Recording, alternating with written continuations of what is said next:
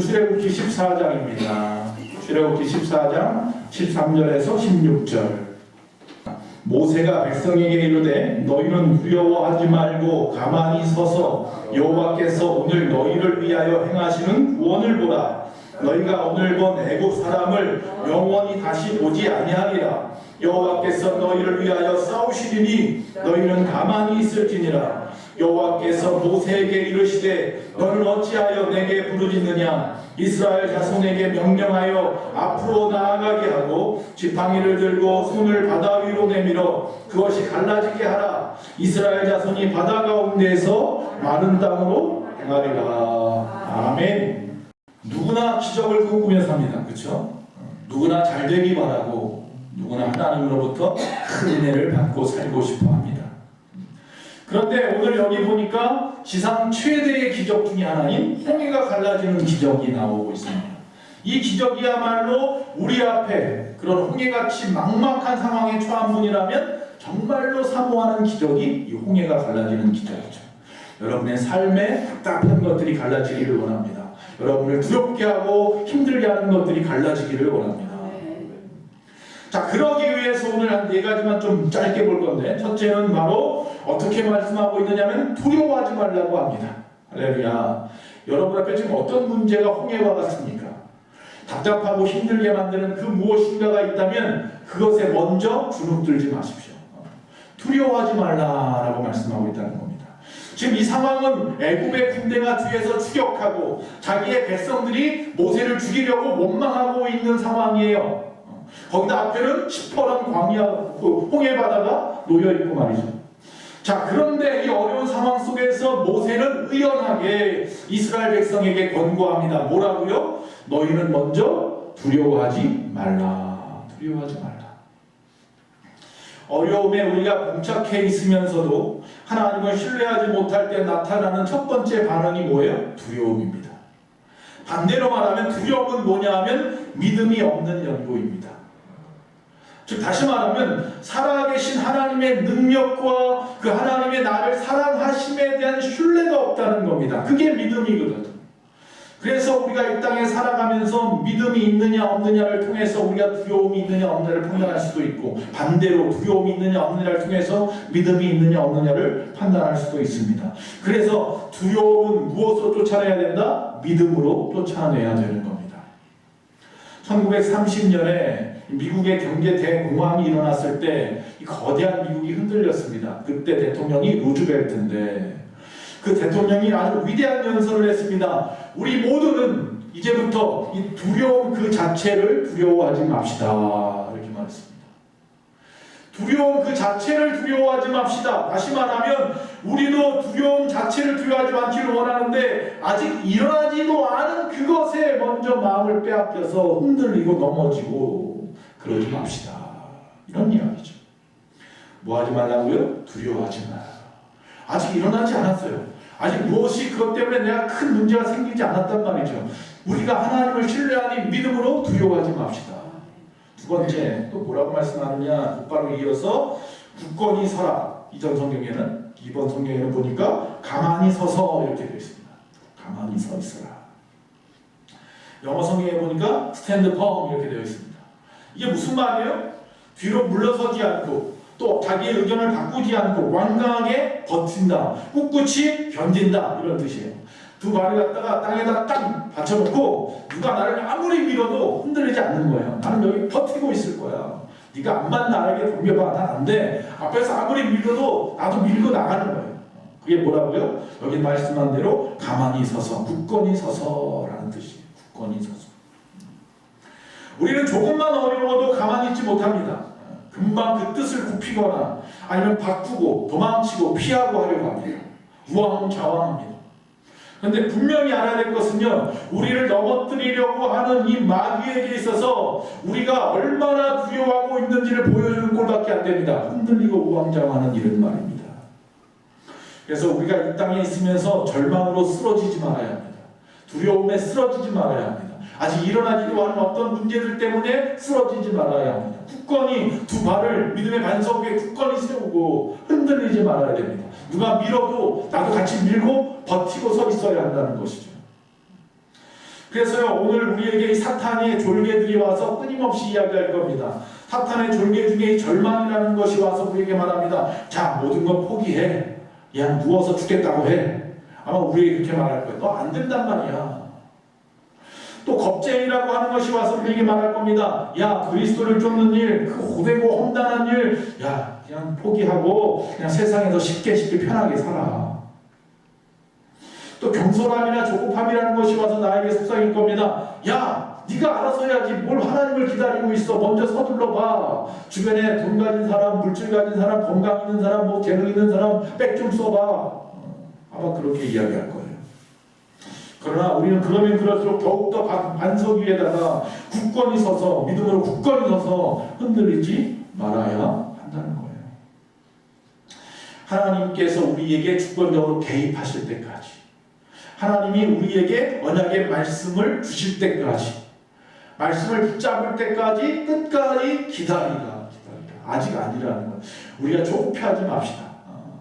당장 내 발등에 불이 떨어졌어요. 지금 죽겠는데 어떻게 버텨요? 어떻게 좀만 더 버텨봅시다. 지나고 나면 괜히 나중에 후회하지 않도록 조금만 더 기다려 보기를 바랍니다. 자, 세 번째 또 뭐라고 말씀하냐? 14절에 보니까 가만히 있으라 이렇게 말합니다. 가만히 있으라. 이 가만히 있으라라는 말은요, 다 하기 쉬운 일인데 히브리어로 이 말은 뭐냐면 입술을 꽉 깨물고 침묵을 하라는 얘기예요. 말하지 마, 이런 이야기. 혀를 물다, 침묵을 지키다, 이런 뜻이에요. 즉 하나님께서 주권적으로 개입하실 때까지 더 이상 원망하지 마, 불평하지 마, 이런 이야기예요. 우리가 이 땅에 있으면서 인내하면서 좀 기다리는 사이에 우리가 기다리면서 뭐예요? 원망한단 말이죠. 기다리면서 불평한단 말이에요. 누구들처럼? 이 이스라엘 백성들처럼. 이 사람들 하나님을 믿는다고 하고 모세를 따라서 애굽을 뛰쳐나왔는데, 뛰쳐나올 때까지 좋았는데 당장 자기 눈앞에 어려움이 오니까 다시 또 뭐예요? 원망하기 시작하고 불평하기 시작하고 그 입술로 하나님을 찬양해야 될 그 입술로 하나님을 원망하고 하나님을 불평하고. 우리 아까 무슨 찬양했어요? 모든 것이 은혜라. 할렐루야. 모든 것이 은혜라, 한없는 은혜라고 이야기하지만 조금만 어려워도 내 입술은 또 죄를 짓고 하나님을 원망하고 하나님을 마음을 아프게 하고 주변 사람들을 힘들게 하고 주변 사람들의 가슴에 대못을 받고. 조용히 기다리라. 조용히 기다리라. 이 조용히 기다리라는 건 뭐예요? 입을 꽉 깨물고 아무것도 하지 말아라, 이게 아니라 기도하면서 기다리라는 얘기죠. 기도하면서 하나님이 말씀하실 때까지 그 명령을 기다려라. 여러분, 우리가 하나님의 자녀라면 무슨 일이든지 먼저 기도보다 앞서면 안 된다. 먼저 기도하고 서두르면 뭐예요? 실수한단 말이에요. 그게 바로 사탄이 노리는 노림수예요. 우리가 실수하고 실패하기를 바라고 있는 거예요. 먼저 움직여서 크게 다치기를 원하고 있어요. 경솔함, 조급함, 사탄의 계략에 밀리지 마시기 바랍니다. 만약 우리의 마음에 확신이 없거나 의심이 들 때는 언제나 하나님의 말씀으로 돌아가셔야 됩니다. 그래, 내 앞에 지금 홍해가 있다지만 정말 이스라엘 백성들 앞에 있었던 그 홍해, 뒤에서 쳐들어오는 그 적이 당장 내 눈앞에 보이는 그 상황 속에서 그들은 끝까지 기다렸잖아. 모세가 끝까지 기다렸잖아. 하나님을 바라보고 백성들이 원망해도 귀 딱 막고 하나님에게만 집중하고 있었잖아. 우리도 하나님을 신뢰하며 기다려야 됩니다. 자, 마지막으로 네 번째 뭐라고 말씀하고 있느냐면 너희는 앞으로 나아가라 말합니다. 아니, 앞에서는 뭐라고요? 굳건히 버티고 서 있어라 그랬어요. 조용히 기다리고 기도해라 이렇게 말했어요. 근데 갑자기 또 뭐라고 해요? 왜 기도만 하느냐 또 이렇게 말씀해요. 갑자기 말씀이 바뀌었어요. 바로 모든 일에는요 적당한 때가 있다는 겁니다. 전도서에 보니까 제가 쓰지는 않았어요. 길어서 그냥 쭉 읽어드릴게요. 3장에 보니 이런 말씀이 있어요. 범사에 기한이 있고 천하 만사가 다 때가 있나니 날 때가 있고 죽을 때가 있으며 심을 때가 있고 심은 것을 뽑을 때가 있으며 죽일 때가 있고 치료할 때가 있고 헐 때가 있고 세울 때가 있고 울 때가 있고 웃을 때가 있으며 슬퍼할 때가 있고 춤출 때가 있으며 찾을 때가 있고 잃을 때가 있으며 지킬 때가 있고 버릴 때가 있으며 잠잠할 때가 있고 말할 때가 있으며 사랑할 때가 있고 미워할 때가 있으며 전쟁할 때가 있고 평화할 때가 있나니라. 할렐루야.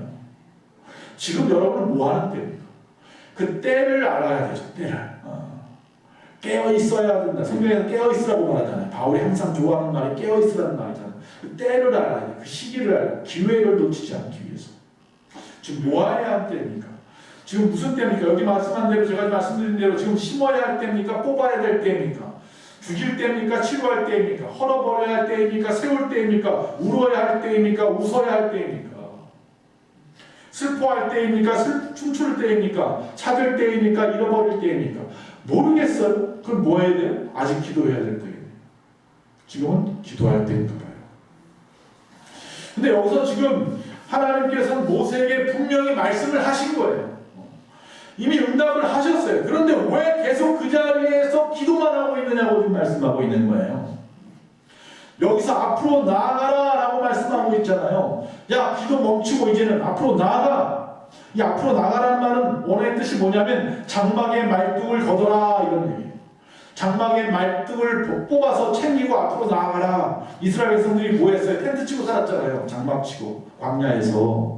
그러다가 불기둥과 구름등이 움직이면 그제서야 텐트 다 걷어가지고 다 싸서 불기둥과 구름기둥을 쫓아갔단 말이죠. 이미 홍해 이전에 불기둥과 구름기둥이 먼저 나와요. 이미 그들은 그것을 통해서 하나님이 가라 하면 가고 멈추라고 멈추는 것을 배웠단 말이에요. 그런데도 아직도 그 때를 모르고 있는 거예요. 홍해 앞에서 이미 아마 그들이 앞에 불기둥이든 구름기둥이든 앞으로 나아가고 있었을 거예요. 근데 그들은 당장 내 앞에 보이는 홍해와 내 뒤에 있는 바로만 바라보고 두려워서 한 발짝도 못 움직이고 있었던 거예요. 우왕좌왕하고 말이죠. 불평하고 원망만 하고 있었던 거죠. 그러나 하나님은 분명히 말씀합니다. 너희들 두려워하지 말고 그곳에 굳게 서서 하나님 앞에 가만히 기도해. 그리고 하나님께서 무엇을 하시는지 거기다 귀를 기울이고 눈을 돌려라. 구름 기둥이 움직였다면 이제는 갈 때야. 더 이상 기도를 멈추고 움직여. 여러분, 순종이 제사보다 낫다고 했습니다. 장막에 머물지 말고 홍해로 나아갈 때도 있습니다. 교회에서 맨날 기도하고 예배만 드리지 말고 이제 너희는 세상에 나가서 거룩한 산 제물로 드려지고 또 말씀을 들어서 귀만 커지지 말고 순종하는 사람이 되어라 라는 이야기. 나도 다 알아. 나 성경 말씀 다 듣고 또 읽어서 다 알아. 알고만 있으면 뭐 할 건데요? 행함이 없는 믿음은 죽은 믿음이에요. 알았으면 뭐 해야 돼요? 순종해야죠. 나아가야죠. 알아. 여기 보니까 홍해가 갈라졌네. 모세가 지팡이를 들고 두 손을 내밀어서 하나님 앞에 기도했더니 홍해가 갈라졌네. 나도 하나님 앞에 준비해서 두 손을 들고 기도하고 있어. 나도 다 알아. 그렇게 하는 거. 알면 뭐 하는 거예요? 그럼 이제는 뭐 해야 돼요? 이제는 일어날 때네. 이제 나아갈 때잖아요. 이제 부딪혀 봐야 되지 않겠습니까? 머뭇머뭇 언제까지? 앞으로 가라고 하면 그 앞에 표대를 바라보면 되는 거예요.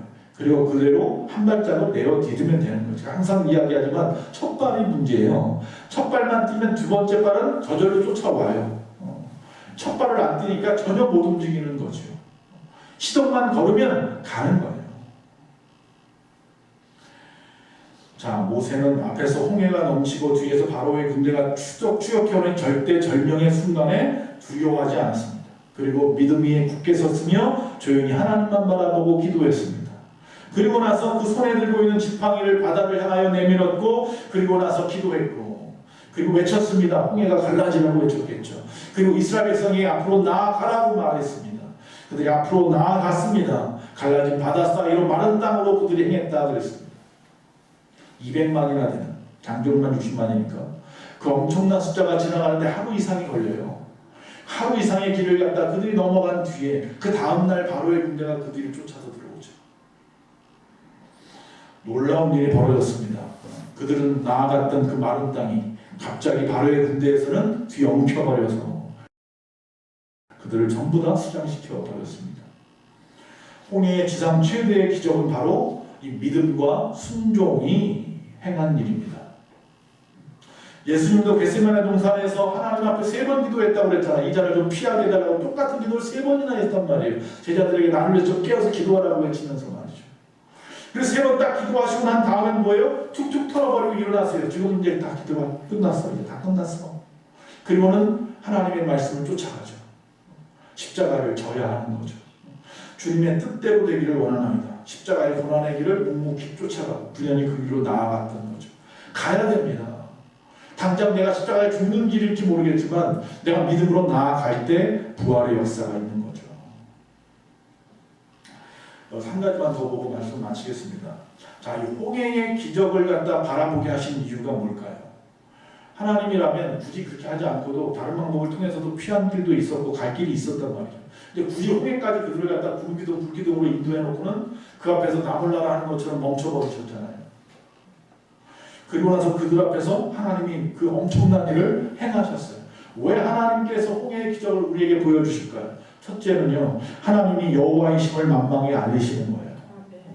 오직 하나님만이 유일하신 참 하나님이심을 세상에 드러내시는 거예요. 여러분 기대하시라. 여러분 앞에 있는 홍해는요, 하나님을 세상에 드러내는 기회가 될 거예요.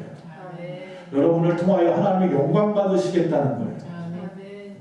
4절에 보니까 내가 그와 그의 모든 군대로 말미암아 영광을 얻어 애국 사람들이 나를 여호와인 줄 알게 하리라. 할렐루야. 세계사에서 최강을 자랑했던 이 바로의 막강한 군대가 하나님의 입김 하나로 한순간에 다 수몰돼 버렸던 거죠. 하나님만이 유일한 우리의 구원자 되시고 절대 능력, 절대 주권자이심을 드러내시는 사건이 홍해 사건이었던 거죠. 13절에 말합니다. 너희는 두려워하지 말고 가만히 서서 여호와께서 오늘 너희를 위하여 행하시는 뭘 보라? 구원을 보라. 하나님이 구원자이심을 세상 가운데 드러내신 사건이 홍해의 사건인 거예요. 두 번째로 이 사건은요, 그 거룩한 백성, 하나님이 선택한 이스라엘 백성들에게 너희는 나의 거룩한 백성이 되어서 하나님의 그 거룩하신 일, 거룩하신 경영에 참여하라고 말씀하는 거예요. 하나님의 홍해 사건은 이 땅에 하나님의 힘을 그저 과시하고 자랑하고 하고 싶어서 하신 것이 아니라 이스라엘에게 무엇인가 특별히 바라시는 것이 있다는 사인이에요. 하나님은 구원하여 내신 그 뜻이 이스라엘 백성에게는 사명으로 들려야 되는 거예요. 왜 나를 이 홍해 같은 데서 살려내실까? 왜 이 어려운 가운데서 나를 갖다가 이 모든 기적을 보게 하시고 이 모든 상황 가운데서 다시 나오게 할까? 그 이유는 바로 나에게 하나님에서 무슨 뜻이 있구나. 나를 통해서 하나님이 무엇인가 하고 싶어 하시는 것이 특별한 무엇인가 사명을 우리에게 주시는 거예요. 제가 말씀드리잖아요. 우리가 사명을 다할 때까지 죽지 않습니다. 내가 암병 아니라 무엇이 걸렸더라도 하나님의 사명을 다할 때까지는 죽을 수 없습니다. 하나님의 사명이 다하면 그 아이가 태어나자마자도 죽을 수 있어요. 태어나자마자 죽는 아이가 다 그러면 다 잘못된 겁니까? 아니요. 하나님을 위해서 귀하게 사용된 자녀들인 거예요. 예수님이 태어날 때 수많은 아이들이 죽임을 당했고 모세가 태어날 때도 또 수많은 아이들이 죽임을 당했어요. 그것이 그들의 소명이었던 거죠. 사람이 오래 살고 좀 살고 이게 중요한 게 아니라 어떻게 사느냐가 중요하잖아요. 주의 사명 감당하며 살아야 될 줄로 믿습니다. 하나님 우리에게 복받을 기회를 주시는데 저 하늘나라에 갈 기회를 주시고 천국에서 칭찬과 명성을 얻을 기회를 주시는데 멸류관 쓸 기회를 주시는데 그 기회를 박차버리고 두렵다고 힘들다고 모르는 척하고 놓쳐버린 기회가 되지 않기를 간절히 바랍니다. 19장 6절에 너희가 내게 대하여 제사장 나라가 되며 거룩한 백성이 되리라. 이게 바로 이스라엘 백성을 향한 하나님의 뜻이었어요. 그러기 위해서 기적을 보여주셔요. 앞으로도 이와 같은 기적들을 너희가 볼 것이니 걱정하지 말고 너희는 온전히 믿음과 순종함으로 나아가기만 해라. 나를 드러내라. 내가 하는 이 하나님의 역사, 이 땅에서의 역사에 네가 경영자로 참여해서 너를 통해서 일하기를 원한다. 할렐루야. 여러분을 통해서 하나님이 일하기를 간절히 원합니다. 여러분 지금의 모든 상황이 뭐예요? 은혜입니다. 이것이 바로 홍해 사건이 우리에게 주는 깊은 메시지인 줄로 믿습니다. 모든 것들이 내가 지나갔던 모든 시간을 내가 걸어왔던 모든 순간이 당연한 것 아니라 은혜였소. 마치 내가 저녁에